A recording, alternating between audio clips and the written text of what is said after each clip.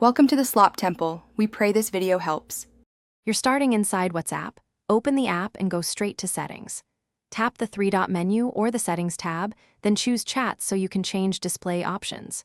You do this now because chat settings control message text size globally. It's faster than adjusting each conversation. Once done, you'll be ready to modify font scale for readability. Make sure the app is updated. Older versions may hide or alter the font size control. Now you'll change the font size. In Chats, tap Font Size or Display Settings and open the font size selector. You can pick small, medium, or large, or use a slider on some devices to scale message text. Pick a size, then glance at the preview to confirm legibility, because WhatsApp applies the change immediately and you want all messages readable at a glance. If the slider exists, nudge it slowly to avoid overshooting and making text too large for the screen. Finish by tapping back or save so your selection sticks. WhatsApp applies the font size across all conversations right away.